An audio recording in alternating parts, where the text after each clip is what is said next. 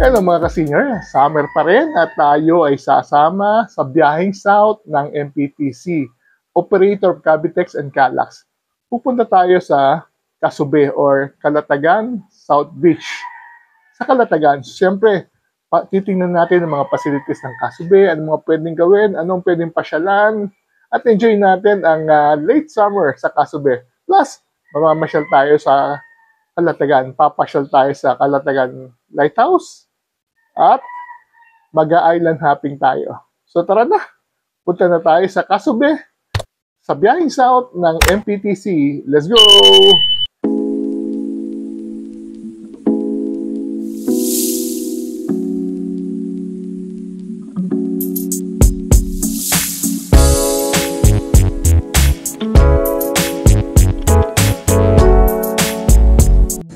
Dito na tayo sa Casube.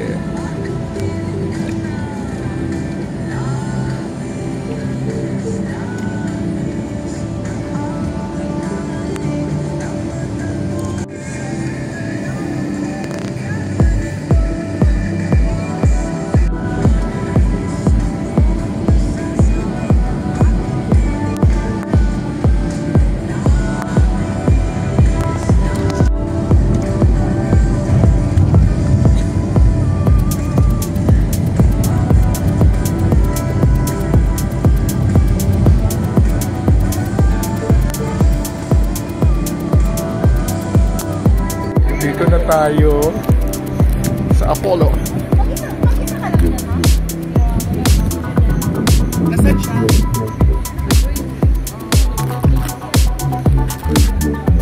Ganda naman.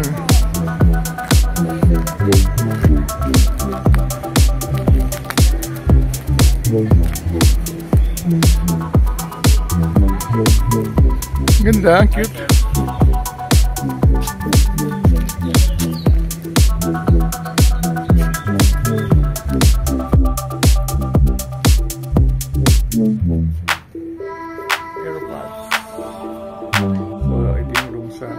Apollo.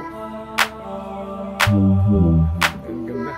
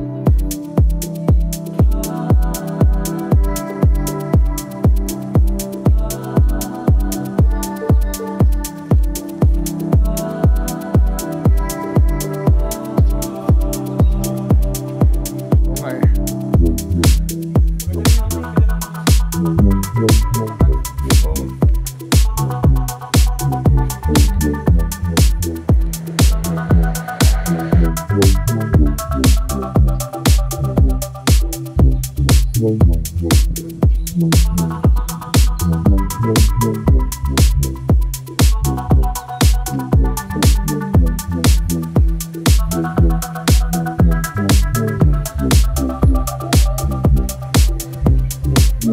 naupuan na may ilaw. Power. Ganda oh. Ganda sa gabi. Yung ilaw oh. Yung upuan. This is Kasubi at night. Ang ganda. Ito yung pinanggalingan natin. Pero pa. Ang ganda ng ilaw oh.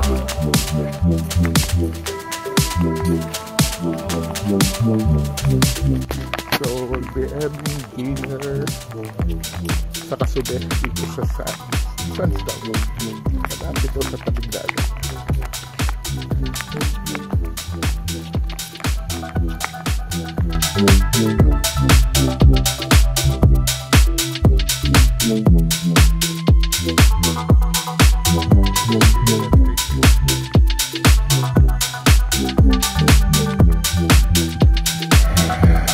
Dito sa may aquarium daw. And design.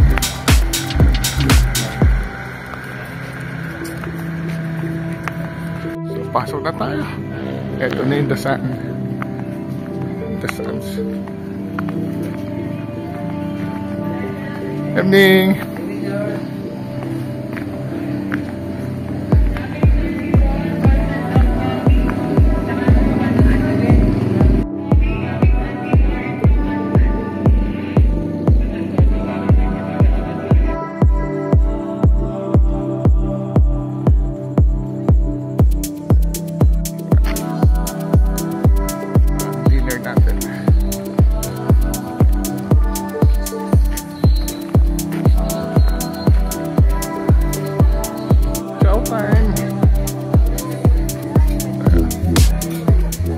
Another beautiful day here at Kasubi.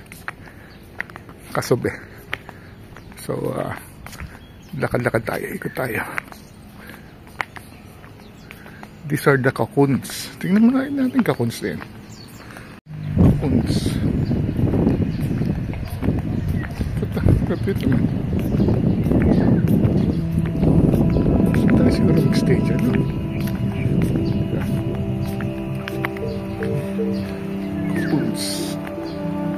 Very wonderful.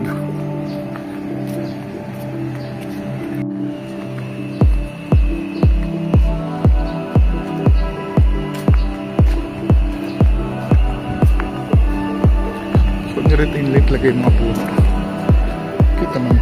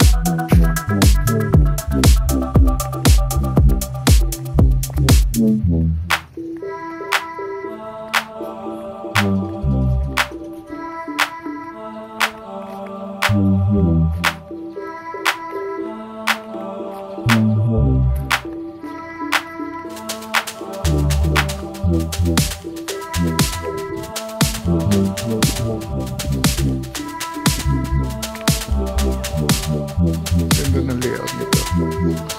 Tapos sa gitna pwede kayo mag-volleyball. Maganda sa dulo, merong lighthouse. Diba? Punta natin yung lighthouse yun.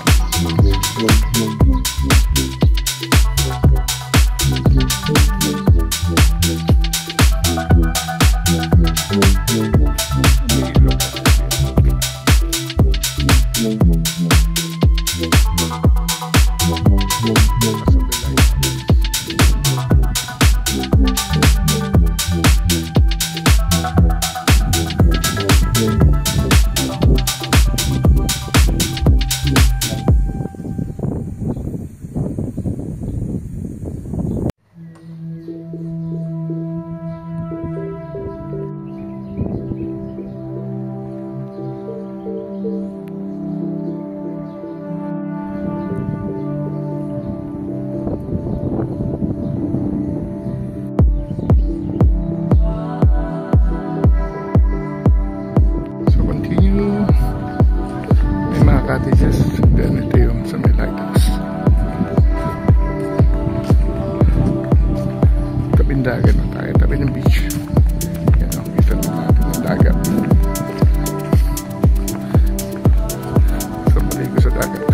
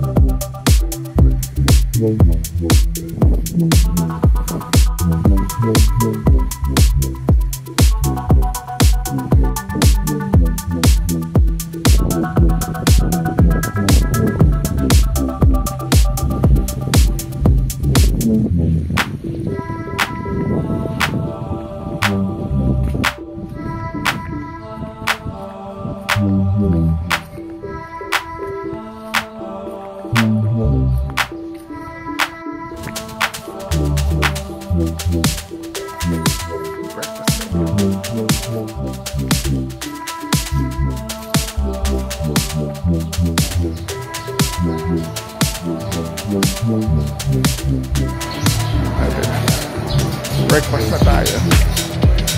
Salad. Morning! Ay, gusto ko ito. Tanggit.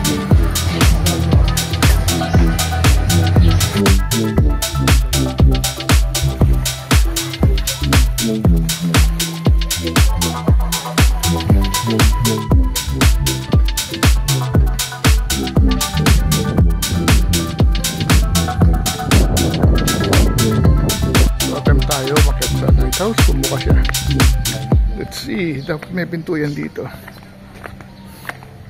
Ito yata. Bukas kaya. Natin. Uy, bukas. Uy. Nice. Maganda.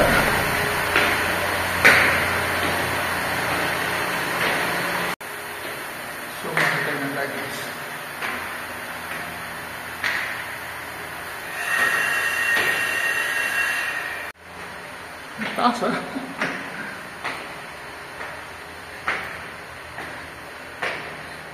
Isa pa. Ito na kaya.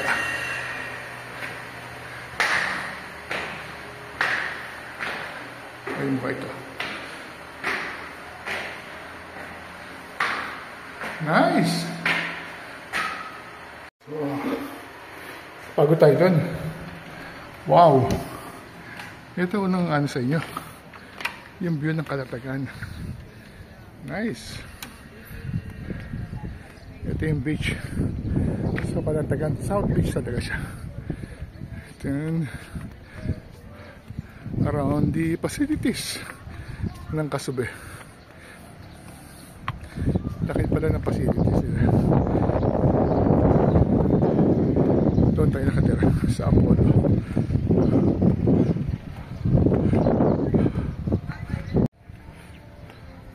Ito ang view ng Calatagan South Beach. And then yung bundok ng Halcon sa Mindoro. At saka dito sa kanan makikita na natin Lubang Island.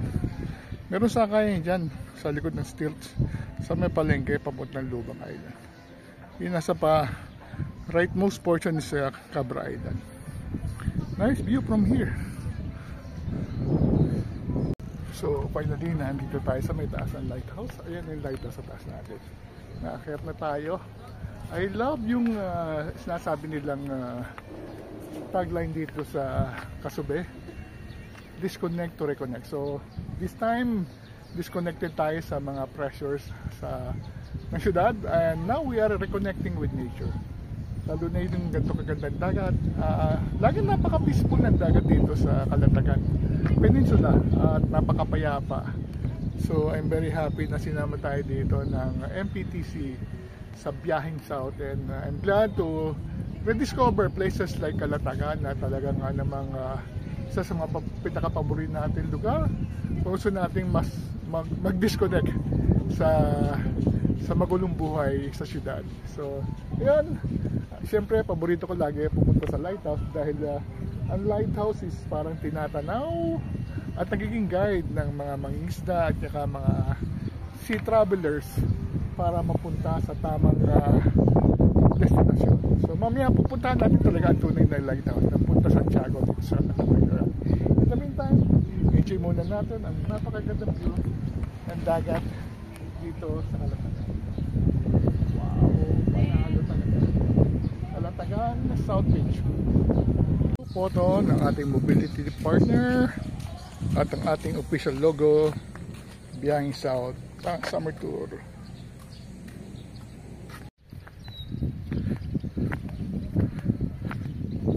Kanilang canopy.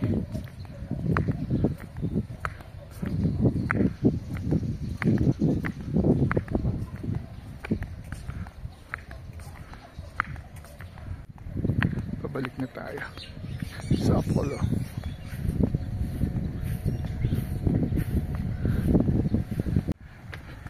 So back to Apollo, Aeropad number 4.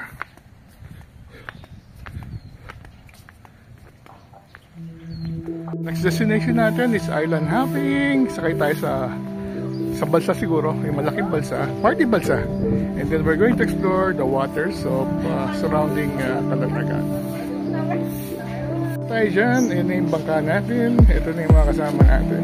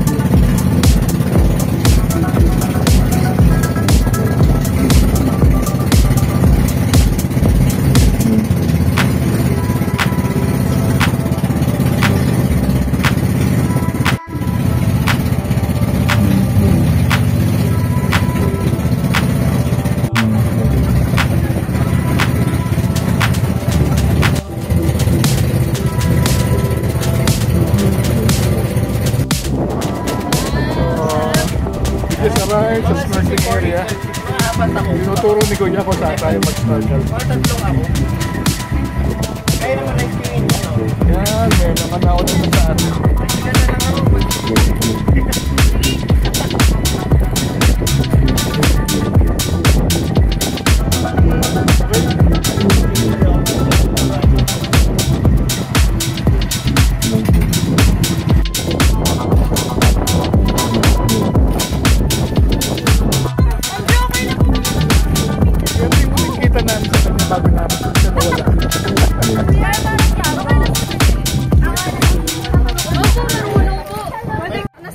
So marami isda?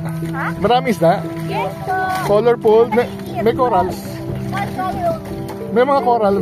May corals?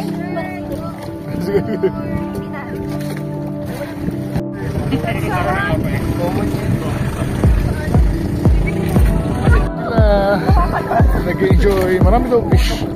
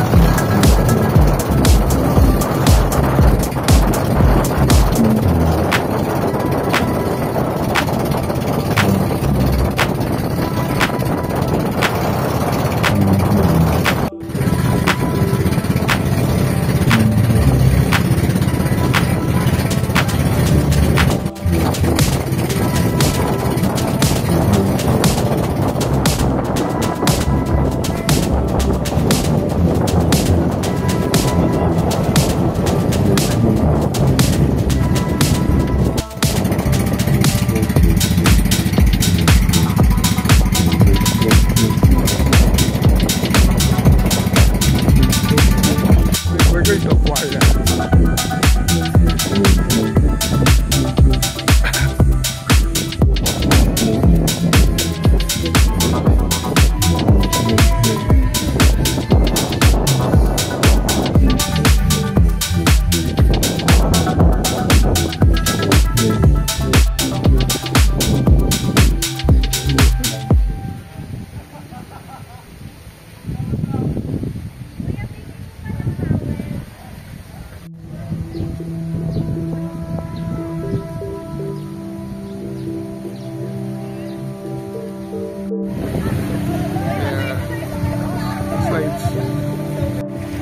Nag-slides na sila.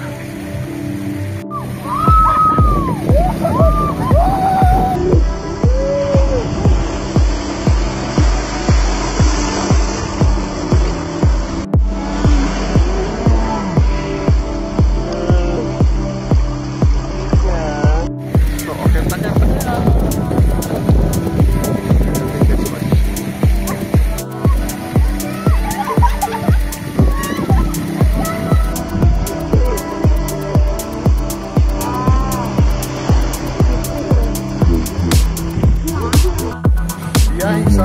Welcome.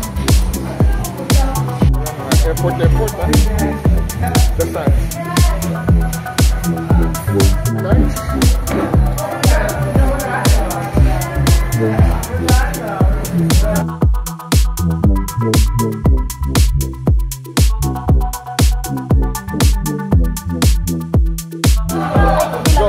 Go. Wow. So, time to go to the lighthouse, Cape Santiago Lighthouse. So, finally, ang pinaka-highlight ng Basic sa Calatagan ay ang Cape Santiago Lighthouse.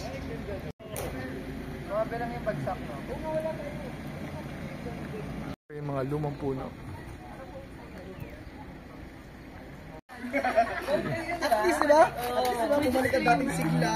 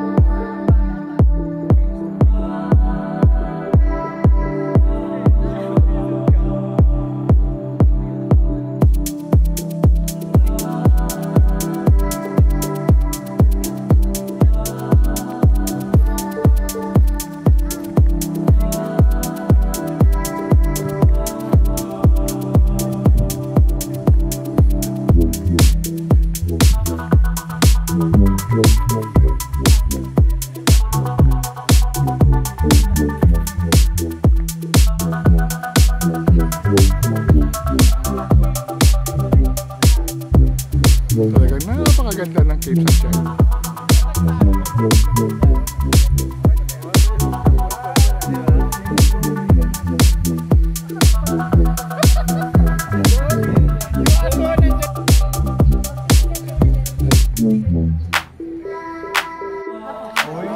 May kakanin. Masarap yan, may kanin ng pansit eh. Carbo-carbo. Carbo to carbo.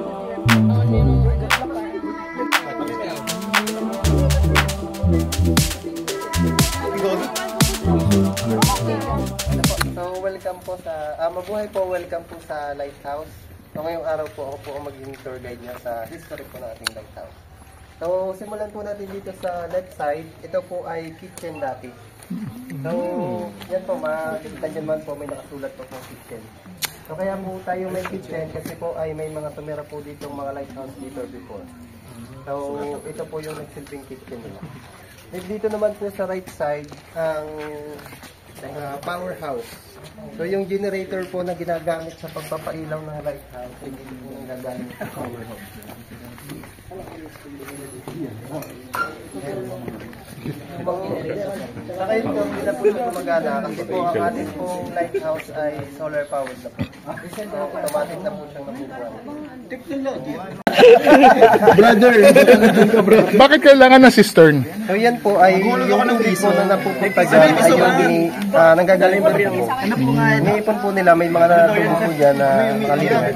So ito yung... Ito po yung ginagamit nila sa pang-araw-araw. Walang water source ng araw, kundi ito yung fresh water source nila. And then yun pong parang bikabo siya.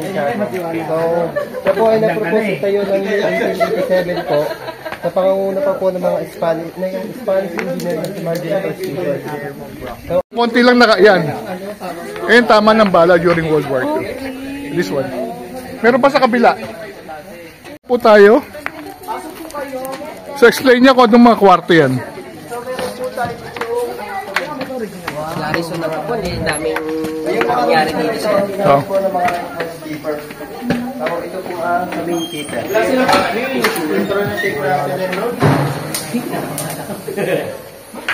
Buti walang monster tayo dito.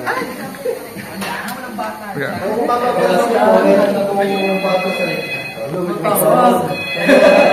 Alam ko may nag-office pa dito. Ito yung... So, ito po ay nagsilbi nila kwarto, tapos ito pong harap ng opisina nila. O kaya po sila may kwarto dahil kasama po nila dito yung pamilya. Nagbabantay. Nakapareho na naman po. Second year. Assistant housekeeper.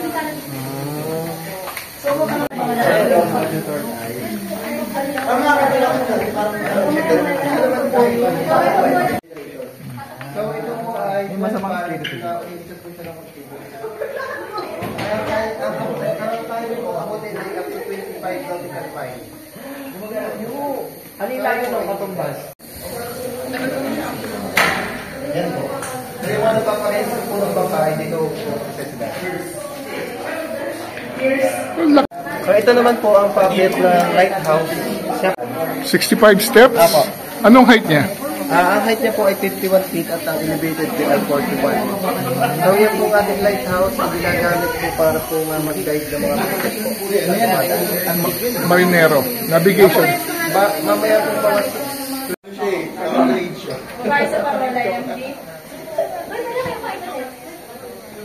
Puntahan natin ang napakagandang paglubog ng araw dito sa Kalatagan. Ito yung puno doon ng ano nga ulit.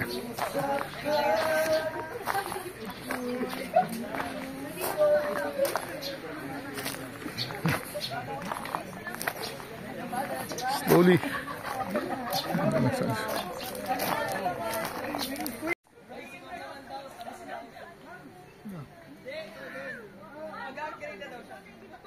Never go too long without watching a sunset.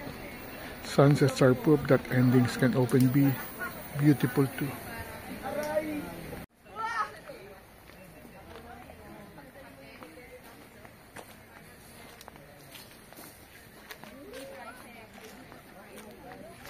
Hello mga ka-senior, nandito tayo ngayon sa may Cape Santiago Lighthouse built in 1890 and we'd like to end our vlog on Kalatagan South Beach or Kasube. Dahil dito tayo nagstay for the last 2 days. We're very happy with the experience because Kasube is a place where you can relax and have a quiet time by the beach. And we were very happy to see ang ganda ng kanilang facilities dahil may iba-iba silang klaseng accommodation. Doon tayo nagstay sa Apollo Aeropad. Isang high-tech na pwede nyo tuluyan kung saan mag-stay kayo sa parang futuristic na cabin made from prefabricated fiberglass at saka steel na naandun na yung malaking kama, living room at napakalabing lahat ng amenities na matatakpuan nyo sa isang hotel. Hotel resort, kompleto with CR at saka napapaligiran sila ng glasses na umiilaw sa gabi. So after that, habang nagpapahinga tayo, as soon as we arrive from our exploration ng Calabarzon, organized by the Metro Pacific Tollways Corporation, ang PTC. Tinawag lang Biyaheng South, finally nakapag-relax tayo. Medyo hindi tight yung schedule dahil na-enjoy natin talaga ang facilities sa Kasube. So, at night, ang ganda pa rin ng ilaw ng Kasube at nagkaroon tayo ng napakagandang dinner. Pagkatapos naman ng tulog natin, isa na namang very delicious breakfast kung saan nakita natin pang napaikot pa natin ang additional facilities. I'm very happy na even sa Kasube pala meron silang sariling lighthouse that was built in 2024. It's called Kasube Lighthouse. And akit natin at naikot natin ang iba pang accommodation like the cocoon, yung mga cottages na malalaki at iba pa. And then napunta rin tayo ng dagat at nakita natin yung napakatahimik niyang beach. After that, in the morning, nag-organize ng Biyaheng South ng MPTC ng Island Hopping Tour. Napuntahan natin ang dagat at nag-enjoy yung ating mga kasama sa snorkeling. It's just unfortunate na pag Wednesday pala, it's a maintenance day, so wala mo nang bumibiyahe at nililinis yung mga lugar na dapat pinupunta ng turista. Kaya yung Little Boracay hindi natin napuntahan at iba pang yung dapat puntahan. So, nagkaroon din tayo ng isang napakasarap na lunch. It's a Boodle Pies lunch na merong hipon, merong inihaw na baboy, merong balok at iba pang masasarap na pagkain. Nagpahinga lang tayo sa hapon. Hindi, in-enjoy din pala natin ang kanilang swimming area, aquaria. May mga ang kasama natin nagpadulas at nag-slide. Tayo naman, nag-enjoy lang tayo sa pag-upo sa beach. And then, pahinga sa hapon, and then ngayon, ang pinakahuli natin activities bago tayo mag-dinner mamaya, pinasya lang natin ang napakagandang lighthouse na ito that was built in 1890.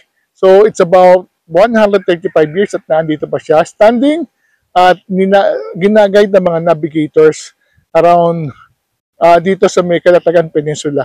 Dahil napaka-importante ng lugar na to dahil dito dumadaan ang mga sea vessels going in and out of the port of Manila, the capital port of the Philippines. So, dito rin tayo nagkaroon ng merienda habang hinihintay ang sunset dito sa Calatagan. So, mamaya magkakaroon tayo ng dinner bago tayo magpaalam at umuwi na dahil hindi na tayo makakasunod sa third day Biyaheng South. With that, maraming salamat at sinamahan nyo kami uli sa another napakagandang adventure. Again, maraming salamat MPTC for the operator of Calax and Cavitex for inviting us dito sa Biyaheng South. Napakarami nating natutunan, napakarami nating nagpuntahang magandang lugar at napakarami nakilalang bagong kaibigan. So again, maraming salamat sa panonood at till the next time. See you soon.